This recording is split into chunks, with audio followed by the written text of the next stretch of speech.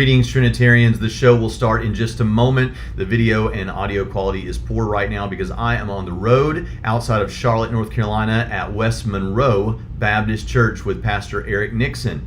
And I just popped in here at the beginning to let you know who the winner is of this week's Trinity Primetime Discussion Group weekly contest to guess the topic of the show. If you'd like to do that in the future, you can visit us and join that group. We give out a clue, you guess the show topic, you get a statement of your choice read on Trinity Radio. This week's winner is Michael Boyle, and he says, support your local police and keep them independent. Visit jbs.org for more information. And now, on to the show. Welcome to another episode of Trinity Radio. I'm Braxton Hunter, and along with me is the illustrious Jonathan Pritchett. And today we are freely going to discuss freedom.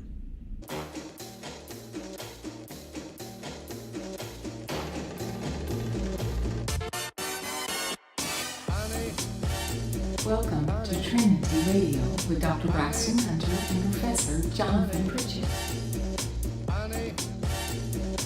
We're forgiven, we're shown mercy and grace, and our punishments probably aren't as harsh as they should be, even within this lifespan. Do skeptics bring objections to the case? Of course they do. What's going on with you today? They just don't like it. They don't like it that God is just and He has every right as creator to do what He wills. God is the best explanation for the beginning of the universe. Of now y'all having to look at our faces, which for that I apologize. All right, we have to present an argument today on free will, and specifically libertarian free will. So that's going to be pretty much this whole episode, and we've freely chosen to make that the episode today. Well, I freely chosen to make that episode. You wanted to talk about methods for understanding the Bible. Yes, because we said we would. But you know, here's the thing, Dr. Pritchett. You have got to get excited about the subject of free will because, as we all know, you have in 1 month's time a debate coming on this the very subject of freedom of the will. Now, what we're going to be talking about today is a little bit afield from what you'll be discussing specifically because you're going to be talking about the boring old soteriology debate that won't go away, right? Actually, if we end up talking about soteriology, it won't be because of me, and that will have forfeited the debate question because the debate question is not soteriology, but what is the biblical view of free will?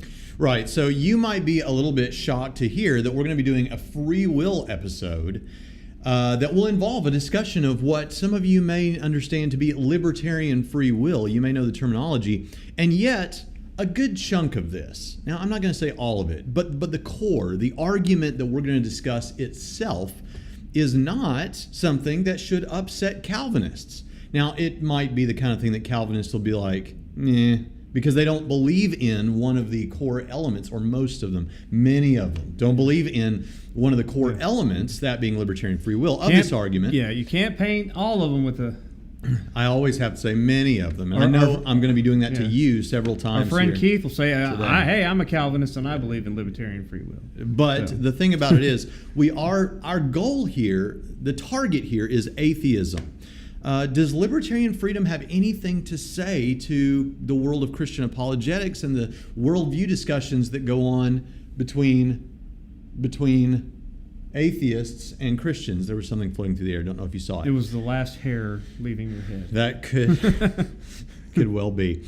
But we're going to be talking about that. So what's that all about? Now, before we really jump into this, I feel like we have to briefly do this. And we've done this before, but I feel like we briefly have to run through the general options on the table when it comes to human freedom. Sure. It's fatalism and libertarian free will, otherwise known as free will. Yeah. So that's it. I agree. Yeah. However, there's different terms. There's determinism and hard determinism sense. There's determinism in the soft determinism sense, which is called compatibilism sometimes. But since compatibilism is just hard determinism compatible with free will, redefined to mean acting upon your strongest desire, it really is just determinism, and determinism is ultimately just fatalism. Now, before someone objects, I can hear a Calvinist objecting and say, no. We don't believe in fatalism. Determinism isn't fatalism because fatalism has to do with arbitrary pagan ideas, whatever. And I'll say, sorry, you need to read more literature because the word fate has been used in monotheistic context discussing providence since as early as Josephus in the 1st century when he was talking about the Essenes and the Pharisees and the Sadducees to his Roman audiences. So you can use the word fate. Do you feel better having gotten that out? Yes, because I use the term because it's been used in monotheistic context, whether it's Judaism or Christian. I use the term fatalism. But let's run it through the way it typically is framed up because the atheists use some of the same terminology that other people use. Yes, and this is not a guilt by association type thing. Okay, that's not what's going on here. I don't care about the Calvinism debate today. That's not what this is about. Okay, but normally it's usually framed up this way.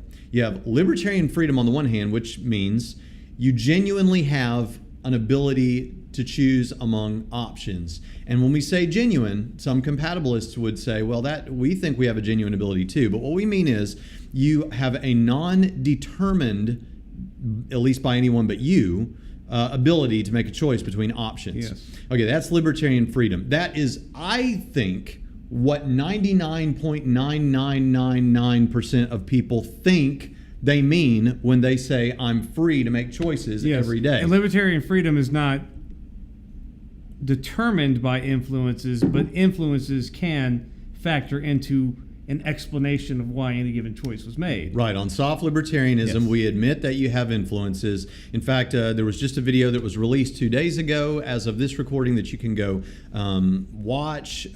Actually, not as of this recording, but as of this posting. You can go watch the video that I made on this very subject that we're discussing today to get a little nutshell of it.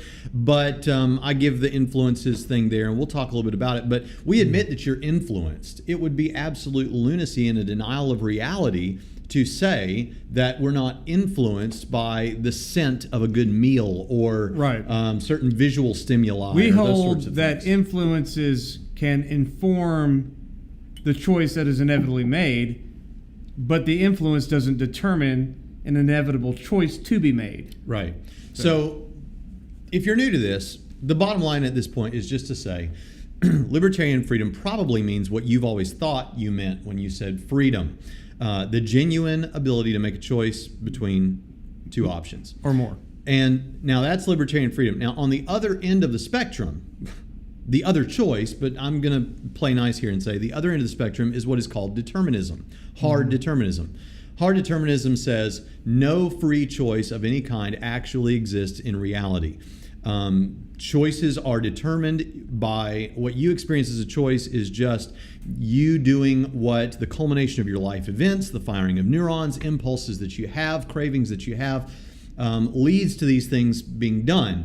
It's your greatest desire. Whatever your greatest desire is what you end up choosing. So if in any case you choose one thing over the other, then given the parameters, you chose the thing you most wanted. And the reason we know that it was what you most wanted is because it's what you chose, and we have a philosophical structure that says whatever you choose must have been your greatest desire because people always choose according to their greatest desire. And that greatest desire was an inevitable result of secondary causes going all the way back.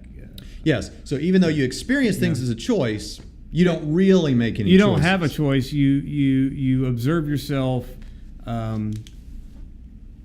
based upon all subsequent or prior inputs, making a subsequent output that you call a choice because there was another availability there. It's just you could have never chosen it. You see two options, but you only ever had one because of all the prior inputs. Mm-hmm. Right. Now, so you have libertarian freedom, to nutshell it, which says you do make genuine choices. You have determinism that says there are no choices. And then in the middle you have something, it's not really in the middle, but people frame it up as though it's a middle option, which is called compatibilism. And compatibilism says you're free to do whatever you want to do. And what more could you want than that? Whatever you did, I picked up Optimus Prime right now because that's what I wanted to do, and I was completely in control. That was a free choice on my part. However, my decision to pick up Optimus Prime right now, though I was doing what I wanted to do, there's no question that's what I wanted to do. The fact is, whatever you wanted to do was determined by a causal chain stretching back to who knows when. Because you, even though that's what you wanted to do, you did that because of things that you had no control over. Impulses, again, firing of neurons, life experience, all those kinds of things. If that sounds almost identical to what he said about determinism, it's because it is essentially identical. That is determinism, and careful philosophers will say it's just determinism. Yes. Less careful philosophers will say it's soft determinism, by which they can only mean, as far as I'm concerned, we're saying it in a softer way. Right. That's all I can see. It's sophistic. That's all. It's just sophistry. But the end result is the same. Sophistry. The determinism of compatibilism is not any different than hard determinism, or what I call fatalism. So compatibilism is ultimately just the same thing as fatalism in a sense. It's just, we'll tack on this other horn but you were free to do it. What does that even mean? Were you free to do otherwise? No. So in what sense was it free? Well, we just like the word. We did an episode on Calvinists, open theists, and whatever else, Arminians maybe. It's one of our most popular episodes, and we gave examples of how compatibilism works. So if you want to go back and listen to that, I have two favorite examples that you can go listen to. I won't repeat them here. It involves the old Jedi mind trick, and it involves a love potion. And to this day, I've had many Calvinists get upset with one or both of those. Not that this is about Calvinists, but no one's ever told me anything wrong with it. And many of them who got upset will admit, I mean, you're right. I just don't like the way you said it. Right. So the only reason Calvinists come into this occasionally, and we've said these things about Calvinists, is because Calvinists, consistent Calvinists who, how do I qualify this so it doesn't upset anybody? Many Calvinists understand themselves to be determinists. All right? Now, there is a difference, at least conceptually, between the determinism that Calvinists have and the determinism that atheists must have. And that is that Calvinists believe in divine determinism. That is to say, this is not just random. This is not, it's not the universe is necessarily a closed system of cause and effect in the way that atheists think of it. I mean, after all, God is out there. Yeah, it's not a naturalistic set of cause and effect. God, in Calvinism, God is the determiner of all things. To quote Dr. Theodore Zakiades that I'm debating, he says God determines all things. He said that in a debate with an Eastern Orthodox gentleman. So there is a telos to all of creation on Calvinism, because everything that happens had a purpose in God. Right. So you're strong. So you take a child rapist. His strongest desire to commit that child rape was determined by God. You had to go. You had to do it again, didn't you? You had to deck the Calvinist in the teeth, rather than let us talk about atheism. No. Look, one of the things that William Lane Craig complimented atheist Alex Rosenberg on was owning his worldview. He owned it. Now, it was incoherent worldview. The self is illusory, free will is illusory, sentences that make sense are illusory. I mean, it's just all matter, and we have this.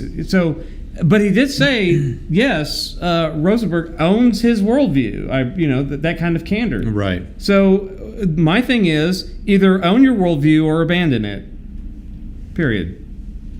Which may lead you to say things like Daniel Dennett, the atheist, who says, persons don't actually exist. Right.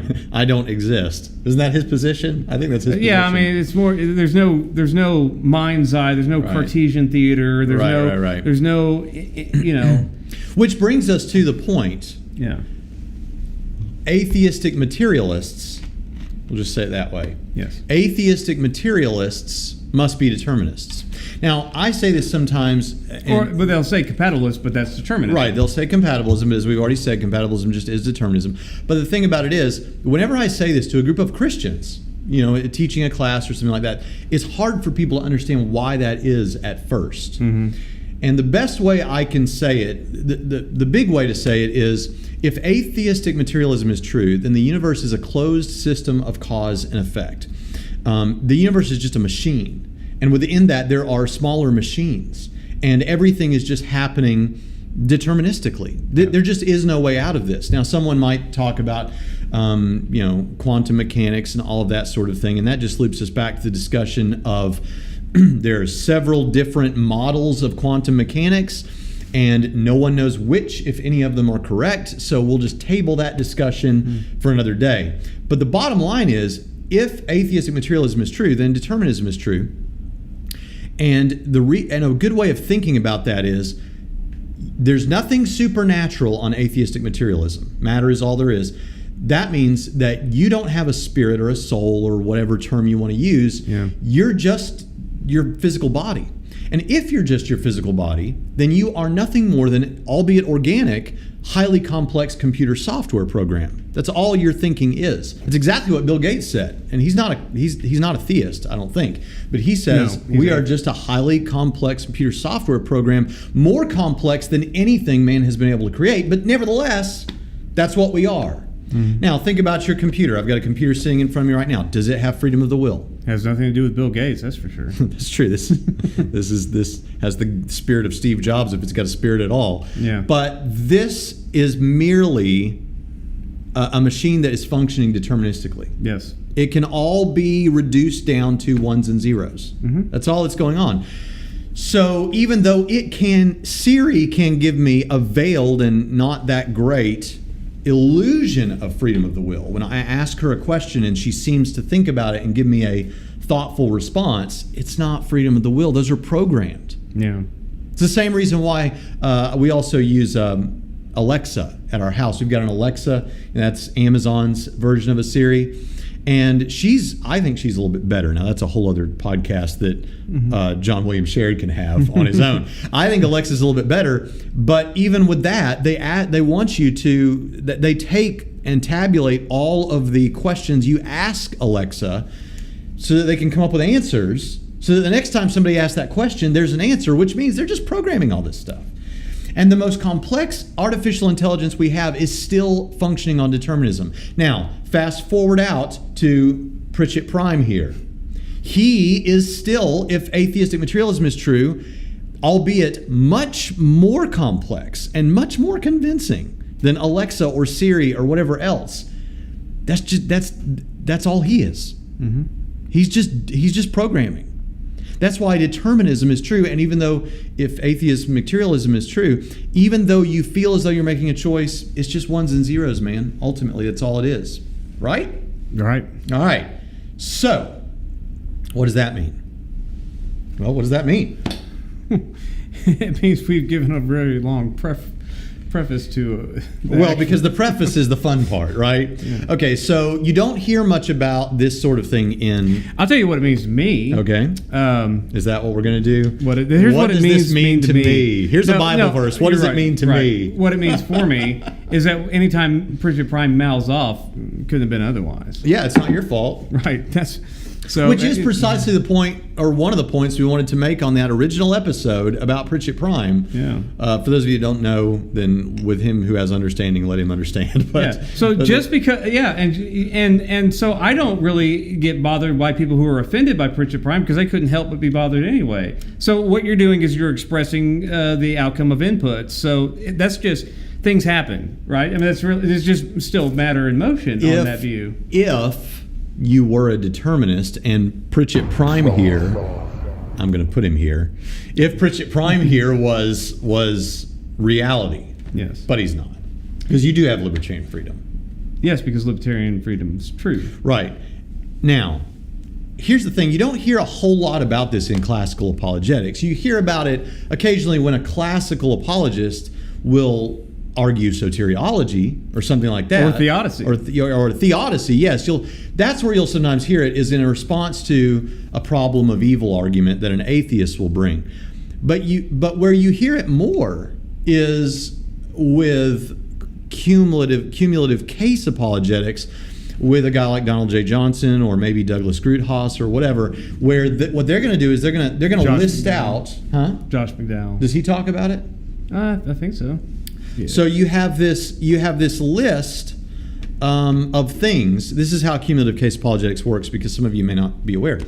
Classical apologetics, you're going to take 2 or 3 arguments and you're going to argue and defend them to the hilt. But with cumulative case apologetics, what you're going to do is you're going to lay out a bunch of things. And you're not maybe going to defend all of them, but you'll say, look, God is the best explanation for the way the world is, for the nature of reality. And here are some pieces of data that we think sit better with Christianity than whatever other worldview we're discussing. So beauty, we think that we find certain things beautiful. You love that one, right? Do you want to go off on that for a second? No. Okay. We find certain things beautiful. That's another episode. And certain things ugly. That doesn't seem... Why is that? That makes better sense on Christianity than anything else, because we have a God who created us with a standard of beauty that we recognize, and whether we recognize that it comes from him or not, we see it in things. Yeah, it's a signpost, though. Right, and then you have morality. Now that's also an argument. You can build an argument, a moral argument, but it also counts just simply as the fact that we have this sense that certain things are right and wrong, good or bad.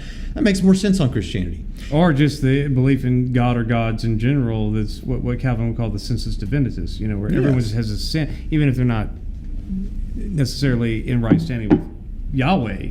It's still an idea of something beyond the self, a sense of a creator or whatever. You could add a little evidential stuff to that by saying, look, 99% of the history of the world has believed in some god or gods. Yes. Right? We're not, obviously they didn't all have the right God. Most of them didn't have the right God, but isn't that strange that there's something inside of man that he recognizes the supernatural or whatever?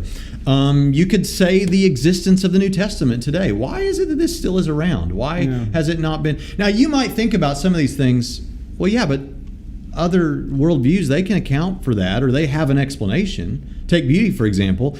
An atheistic materialist might say, the reason you find certain things beautiful is not because there's some objective standard of beauty in God's mind or whatever nonsense, but rather because you find waterfalls beautiful because primitive man recognized, or even during the evolutionary process, recognized that a waterfall meant a water source, which meant survival, which meant, oh, there's a waterfall there. That's a good thing. I'm glad to see it. Therefore, a sense of beauty developed, whereas a ravaged wasteland is ugly because it means there's nothing to help me survive. A woman is beautiful because that's how you procreate. A child is cute because a mother needs to care for that child. They have explanations. We have explanations. What we do is we compare and say, and this is how cumulative case apologetics works. Yeah. You say, who has the best explanation for the most amount of data? Right. And we would say Christianity does. It's not that they don't have explanations. So their explanations aren't as good overall. As and cumulative case works a lot like the argument for the resurrection. Okay, you have all of these facts. Which hypothesis best accounts for all the facts? Right. Mm-hmm.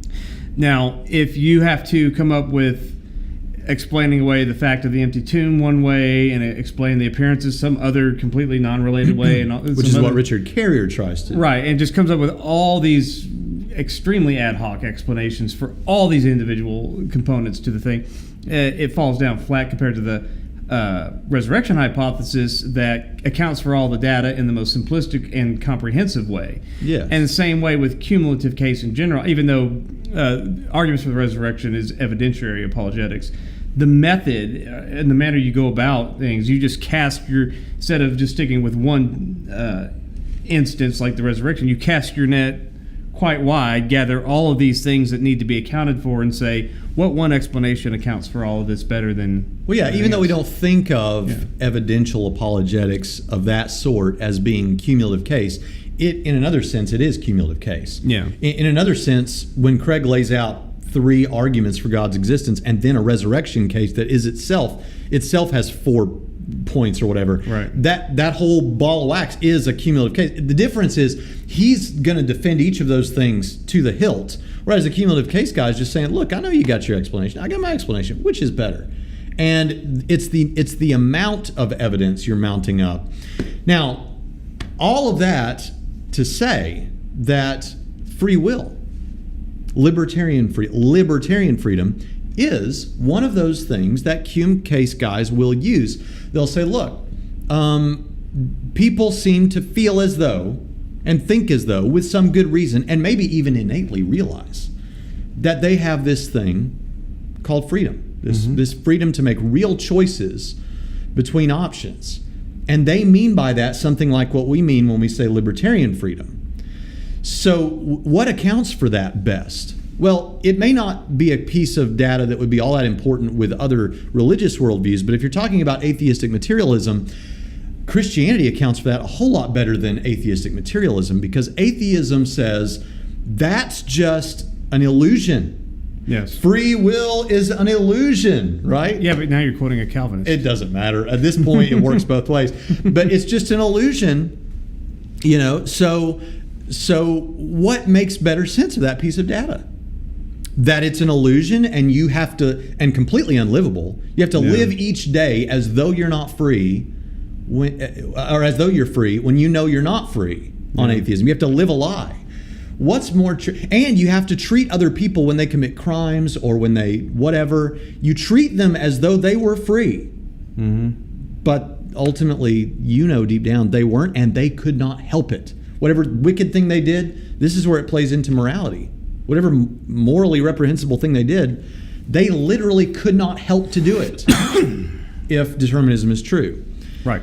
So what makes better sense of that? Well, Christianity makes better sense of free will between Christianity and atheistic materialism, right? Yeah. Okay.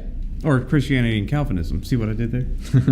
So let's bring that whole thing. And here's why I say, if you're a Calvinist out there, just pretend there is a line here and just push him aside for a second. You, even though you don't believe in libertarian free will, most of you who are Calvinists, even though that may be true, the fact is you still should be able to agree with me, even though you don't think there's libertarian freedom. If there were libertarian freedom, you should agree with me that God accounts for that a whole lot better than anything else, God's existence. So you should kind of be on board with me with that, even though you don't believe in libertarian freedom, most of you. If you do, great. Yeah. If it was possible for there to be libertarian freedom, God's the only explanation. God's the only way to explain that. Okay. Now, here's the little test that we're going to do today. Can we take that free will issue that cumulative case guys use and bring that over here to the classical apologetics and build an argument that works, that we can call the free will argument, that is not that, but that we're willing to defend, that has premises and all those kind of, and a conclusion. I suspect that we can, and some of you know that I suspect that we can because you already saw a video this week where I demonstrated that I think I can. All right, so here's what we're going to do. This is a little bit like a do-it-yourself craft that my homeschool family does with construction paper and things. We're going to do it with arguments and data. All right, let's take over here. What I've got over here is a moral argument that you may recognize from someone like William Lane Craig that says, if God does not exist, then objective moral values and duties do not exist. That's premise one. Premise two is, but objective moral values and duties do exist. Therefore, three, God exists. Yes. Right? Okay, now, we're going to supplant the moral terminology there with free will terminology, and here's what we're going to say. Premise one, if God does not exist, then libertarian freedom does not exist. Libertarian freedom does not exist. Premise two, but libertarian freedom does exist. Therefore, the conclusion would be, therefore God exists. Right? Now, there's an argument. I don't know what you think about that argument, but let's think about the premises for a minute. No one should disagree with premise one. No one should disagree with premise one. That if God does not exist, libertarian free will does not exist. Because how could you have libertarian free will without a God, at least a transcendent version of God who's outside of the cosmos? Because if you have any other type of God that's either pantheistic, or just polytheistic, then they're part of nature. They're part of the cosmos. Even if you posit some sort of supernatural realities, it's not enough. You've got to get them out of the closed system of cause and effect. Right, they have to transcend the cosmos itself, and only a transcendent God like you have, at least in Judaism, Christianity, and Islam, do that. It's for this reason that the first thing that comes to mind for a lot of people is atheistic Buddhism. And this is from the Journal of Consciousness Studies. and maybe I'll put the information in the show notes. But author and Buddhist practitioner B. Alan Wallace said that the Buddha rejected both the indeterministic and deterministic theories of his day. Our lives are deeply conditioned by cause and effect, or karma, refuting indeterminism, and we are personally responsible for our lives and actions, refuting determinism. But the Buddha also rejected the idea that there is an independent autonomous self either apart from or within the skandhas. Thus, Wallace wrote, the sense that each of us is an autonomous, non-physical subject who exercises ultimate control over the body and mind without being influenced by prior physical or psychological conditions is an illusion that pretty much refutes the Western notion of free will. All right, so as Professor Pritchett has just said, you've got to be able to get out of just saying there's something supernatural is not enough. Right. So atheistic Buddhism isn't enough. Now, if you just wanted to try and create a philosophical defeater and say, there is a spiritual reality of some sort, there's no God, but there is a spiritual reality where free will is possible, well, now you're just operating on faith. You're just asserting You're just making an assertion. Right, it's just an assertion. It well, okay, now prove it. You right. know. And I've heard that actually from some kind of new agey type people. You have to support the Wiccans and so forth. Yeah. The interesting thing about Buddha's rejection, I mean, just saying, well, because people are responsible means that refutes determinism. Well, actually, that doesn't prove anything. All that you're saying is that we hold people responsible. We hold people, right. So that's not really an objection to determinism. The problem with determinism is that you can make what Leighton Flowers says. Well, you can view them as punishable because an event happened that we don't like, so we punish that event. But as far as being responsible, no. So he collapses back into determinism on that. So Buddhism, that argument doesn't fail anyway. Yeah, I mean, an atheistic materialist who understands what he's doing and is consistent, is going to stick to his guns, will say, and they do say, you couldn't help but to rape and murder that child. And so even though I can't help but have an emotional problem with what you did, I recognize intellectually you had no control. But that doesn't get you off the hook. We've still got to put you in prison because that's how we do this sort of thing. Yes. That's part of the deterministic chain too. You're not responsible, but you are punishable. Right. So because whatever happened in your life, you have had all the inputs that led to this inevitability. Stinks for you. Sorry about it, but now we as a society have to hold you punishable. It's not really responsible. We're just holding you punishable because it's better for the rest of us. Right. So you have to. It's not a question of morality. It's a question of pretend there's morality because it makes us easier to swallow. Even though they acknowledge that we're just calling this morality, but it's not. It's really just cause and effect and punishability and so let's move on to premise 2 then. Yeah. So most people won't quibble too much with premise 1 if they know what they're talking about with this stuff. Right. If you're a Wiccan or a Buddhist, you don't know what you're talking about with this stuff. Right.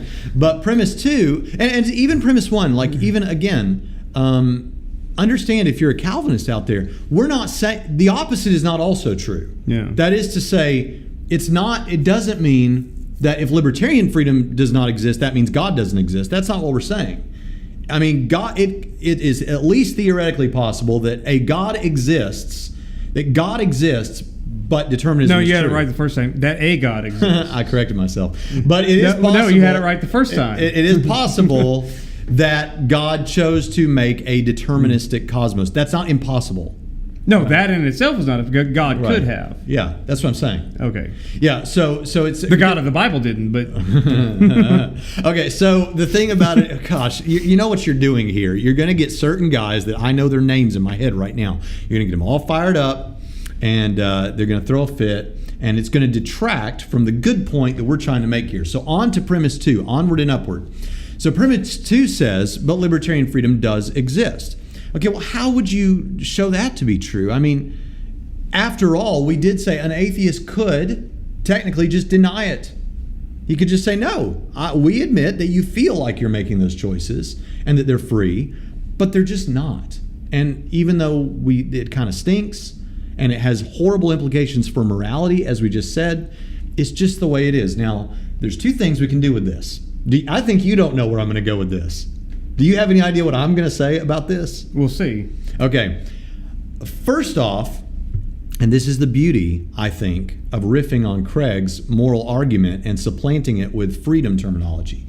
But the atheistic materialists and the Calvinists are not going to like this, I don't think. Yeah. But here's the thing.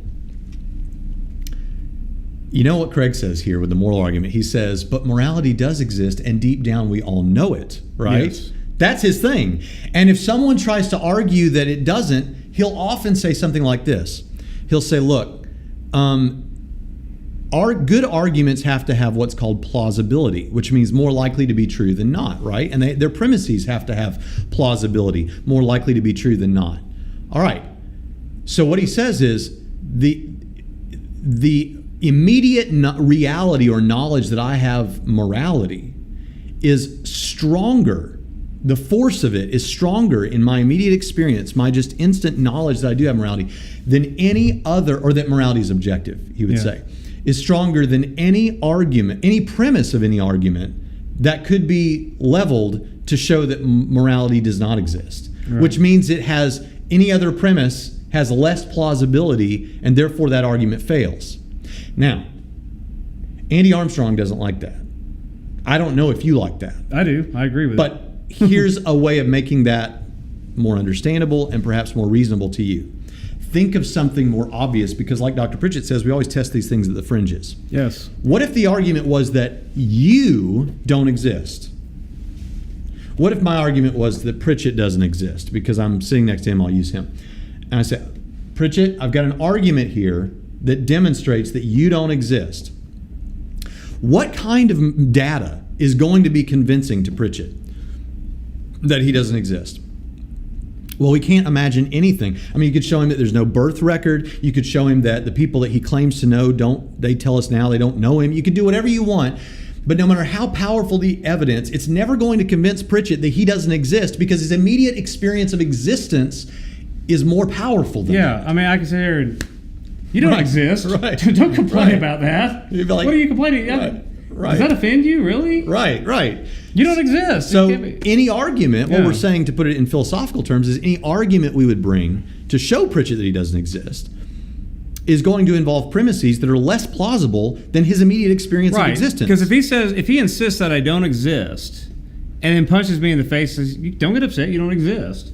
Right. My immediate experience is, I do exist, and you better start running. Right. I will find something to beat you over the head with. So you can't convince somebody they don't exist. Right. And that is kind of the idea behind saying that your argument isn't plausible in the way that... That's why when Daniel Dennett goes off, when atheists and Alex wrote, there's no you, just go smack them in the face and say, there's no morality, so that wasn't wrong, and you don't exist, so there was no Alex Rosenberg to be hurt or Daniel Dennett to be hurt. And that's where these kinds of things are bound up together in premise 2, I think, is because it does have implications for morality. Now, is it theoretically possible to say morality still exists? There are still objective rights and wrongs and goods and bads, but you're determined, so whether you do the good and not the bad is completely out of your control. Yeah, those two things can be true, but at some point it becomes moot, right? Yes.